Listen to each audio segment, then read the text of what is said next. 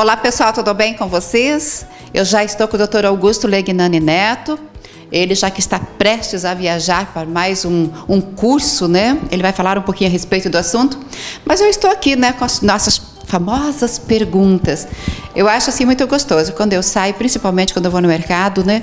As pessoas cedinho, eu gosto de cedo, elas já perguntam, né, para mim alguma coisa, já falam dos doutores que passam pelo programa. Então, as pessoas que passam por aqui geralmente são grandes profissionais mesmo.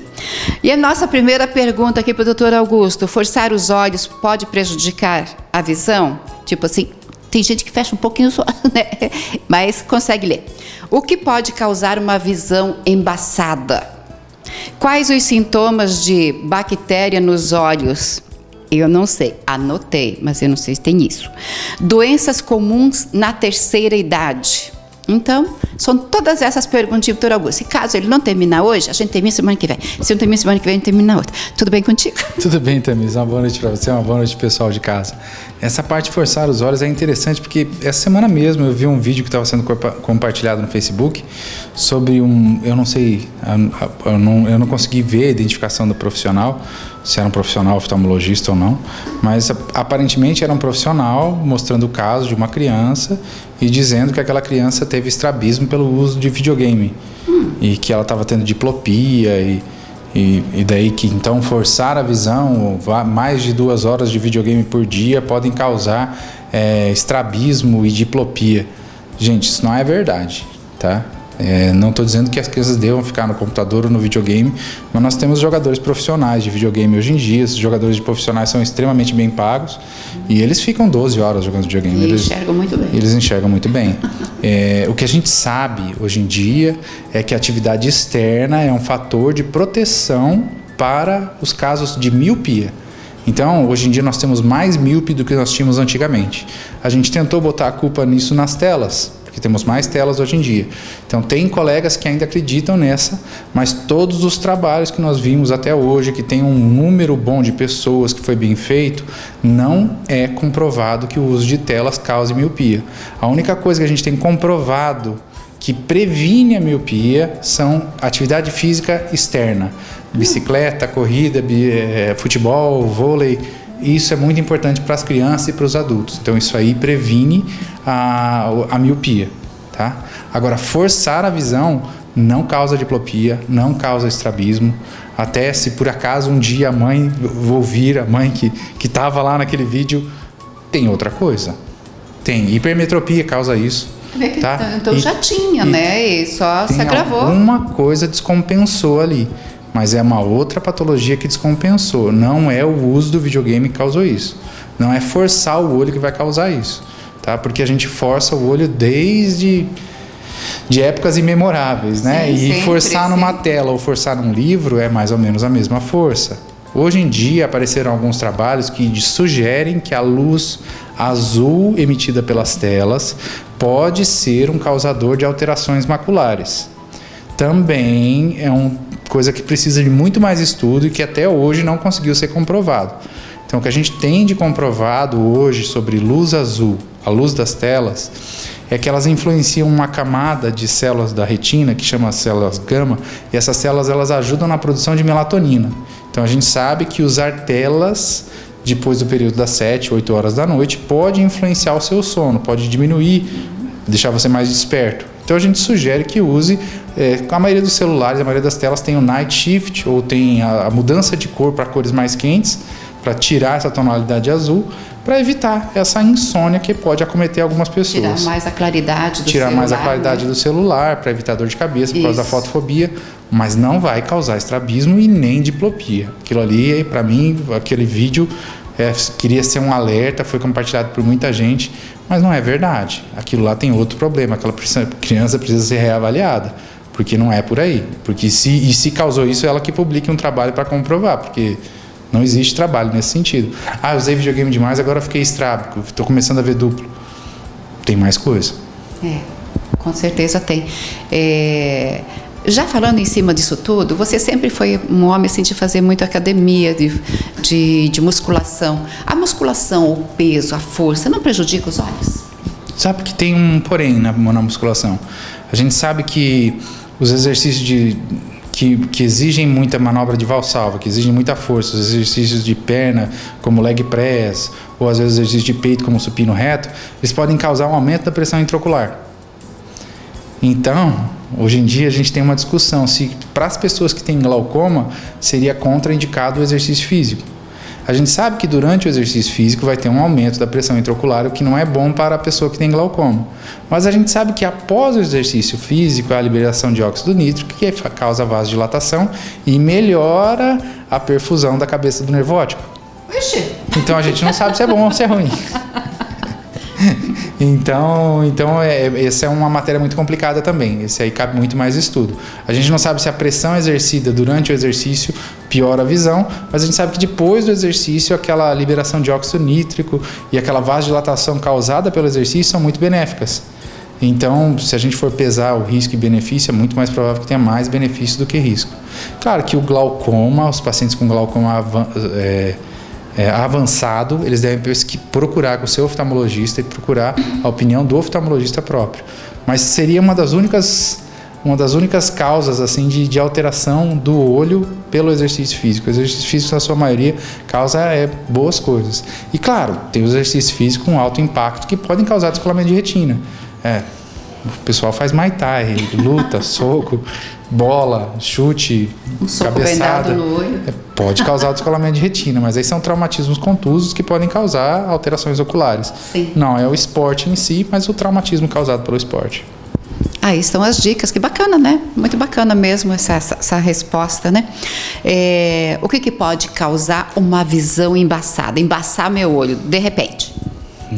Então, o difícil é caracterizar o de repente. Tem muita paciente que vem aqui e fala assim: doutor, meu olho esquerdo ficou cego de repente. Não pode ser catarata. Então, e algumas vezes ela fala assim, mas não foi de repente. É que às vezes a pessoa só tampou aquele olho em um determinado momento. Caiu um bicho, ele tampou o olho bom, daí ele viu que o outro olho estava cego. Daí para ele foi de repente.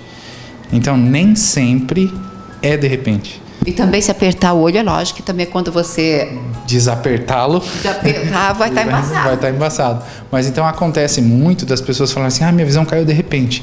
E na maioria das vezes não ser tão de repente. Mas quedas de visão abruptas são muito importantes, precisam ser pesquisadas urgentemente com o oftalmologista. Pode haver descolamento de retina, pode haver patologias cirúrgicas que precisam de cuidados imediatos. Então, se você teve uma baixa acuidade visual abrupta, procura o oftalmologista no mesmo dia. Agora pode acontecer, então, de repente ficar embaçado e ser catarata?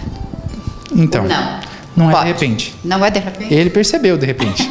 Ele percebeu. Mas estava acontecendo. Mas já estava tempo. De repente acontecem, são neurites, inflamações do nervo, que são inflamações do nervo óptico, podem ser por descolamento de retina, que pode ser de repente, pode ser por infecções intraoculares, pode ser de repente, mas por catarata... Catarata não é de repente, ela já vai aparecendo devagarinho e vai, que pode levar até anos. Só que muitas vezes a pessoa nunca parou para tampar um olho e outro. E se tiver um desenvolvimento assimétrico, ela acaba não percebendo. Então faz o teste em casa. Tampa um, tampa outro. Doutor Augusto, essa pergunta a respeito de bactéria nos olhos, existe? Tem bactéria em tudo. Sim, tem bactéria em tudo. Nossa pele, ela produz uma oleosidade. Exatamente. Principalmente a nossa mão, né? Então a gente é colonizado, né? Então, esses dias eles falaram assim: fizemos swab de celular e estava cheio de bactéria. Eu falei: faz swab da testa, também está cheio de bactéria. Faz swab do nariz, A nossa pele é colonizada, né? Então o olho tem bactérias. Só que eles têm um nível dessas bactérias. Quando há um crescimento excessivo, um crescimento maior, para de ser flora e se transforma em doença. Então a gente tem uma flora intestinal, a gente tem uma flora da pele, a gente tem ácaros que vivem na nossa pele, a gente tem acne que vive na nossa pele. Então a gente tem até uns acne é um tipo de aracnídeo. Então a gente tem toda uma vida ali em cima dessa pele. Então, sim, tem bactéria. Tem bactéria. Nós somos hospedeiros. A gente carrega um monte de gente junto. A gente tem todo um universo aí carregando junto com a gente. Então, a doença vai ser caracterizada pelos sintomas e os sinais. Se você fizer provavelmente se você fizer uma cultura com a maneira correta, você vai pegar uma bactéria no rosto, na mão. Tá? Então, faz parte. Eu, há pouco tempo atrás, estava vendo uma matéria dos Estados Unidos que os médicos hoje, o medo dos doutores que cuidam da saúde, o medo deles hoje é bactérias, porque elas estão cada vez mais resistentes. Então, mas não são as bactérias da comunidade. Não. A bactéria comunitária, ela é fácil de tratar. O problema é a bactéria do ambiente hospitalar. E por que ela é tão resistente e tão temida? Porque a gente limpa muito. Porque a gente usa produtos especiais para matar a maioria das bactérias. E daí as que não morrem são muito resistentes. E daí elas se proliferam nesse local, porque só elas conseguem viver lá. Então as bactérias hospitalares, elas são muito mais resistentes. Só que é engraçado que existe uma diferença entre resistência e patogenicidade. Na grande maioria das vezes, as mais resistentes são menos patogênicas, causam menos doenças. E as mais suscetíveis causam mais doenças. Então a gente vê que uma pneumonia comunitária pega uma pessoa saudável. Já uma pneumonia hospitalar só pega uma pessoa acamada. Só que a bactéria da bactéria comunitária é mais fácil da gente usar um antibiótico e acabar com ela. Já a bactéria do hospitalar, ela é muito mais difícil de ser tratada. O paciente é mais debilitado, a bactéria é mais resistente. Então a gente tem essa balança. E é verdade que o doutor Augusto está falando, foi o que aconteceu com a minha filha, né? Bactérias e que já não tinha antibiótico que desse jeito, infelizmente. Quais são as doenças mais comuns da terceira idade? Terceira idade... Tem tanta coisa. Terceira idade pra gente... tem que envelhecer com qualidade de vida, saudável. A primeira coisa da terceira idade... A primeira coisa da terceira idade que vem à cabeça é sempre a catarata, né? O paciente com mais de 65 anos, 70 anos... quase sempre tem algum grau de catarata. Então, a principal doença que a gente trata aí é a catarata. Claro, diabetes causa alterações, só que o diabetes causa alterações mesmo antes disso, só que na maioria das vezes a gente acaba vendo nessa população da terceira idade. A gente também vê as degenerações maculares, as alterações da retina, que são causadas pela idade, pelo acúmulo de dano com a vida, então, com o passar dos anos, né? Então, a gente vê degeneração macular, catarata, e claro, grau desde os 43, então é a terceira idade. Então desde os 43 a gente já vê a presbiopia e ela vai piorando com o passar do tempo. Então tá aí, né, as dicas. Eu tenho uma pergunta aqui para o doutor Augusto que veio, eu até vou falar, mas eu acho meio complexa até. A pessoa que passou, né, por hidrocefalia,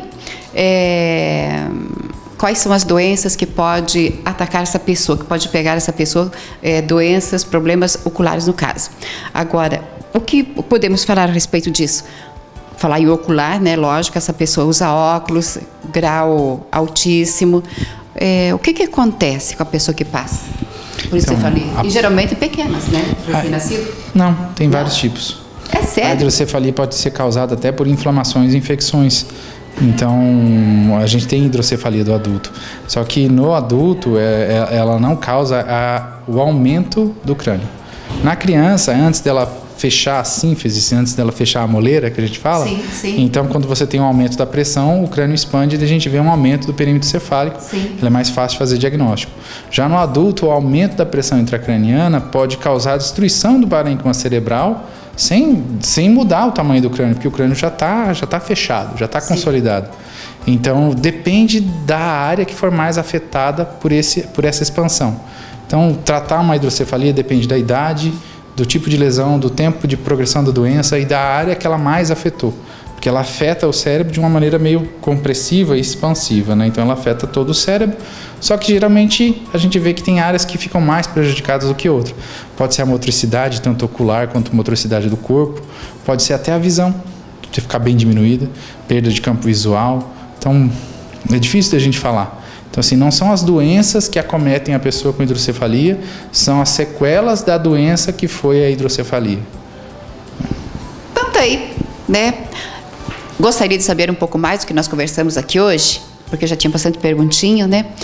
Vocês podem entrar em contato conosco pelo nosso WhatsApp, pelo nosso e-mail, fique bem à vontade. O celular está ligado 24 horas, pode fazer a pergunta que quiser. E estamos aí e vamos trazer todas as perguntas para o doutor Augusto Legnani Neto, ele que é o oftalmologista do programa Nossa Casa, responder para vocês, tá bom? Doutor, quero agradecer carinhosamente mais uma entrevista nossa, e se for, não sei quando que você vai viajar, né, para trazer novidades para a gente. Aliás, você vai um curso de quê? Semana que vem, o curso lá no Rio de Janeiro, é o curso Rio, é Refractive Research Rio. Então é um curso de novas tecnologias na cirurgia refrativa e nas cirurgias de correção de graus. Então a gente tem, hoje em dia a gente também chama de facorefrativa, então nem todas elas são refrativas a laser. Então a gente vai lá ver o que tem de novo, ver o que dá para trazer para cá. Hoje em dia, graças a Deus, a tecnologia está bem distribuída, então o que aparece lá nos Estados Unidos a gente já capta e já traz aqui para a clínica. Então, semana que vem eu vou estar lá fazendo essa atualização e com certeza nós vamos ter coisa nova para trazer já lá logo na outra semana. Que ótimo. Então vamos ficar aí na torcida, né? Logo, logo nós teremos novidade a respeito do assunto. Quero agradecer. Uma boa viagem, que Deus abençoe. Muito obrigado, uma boa noite a todos. Boa noite, Tamires.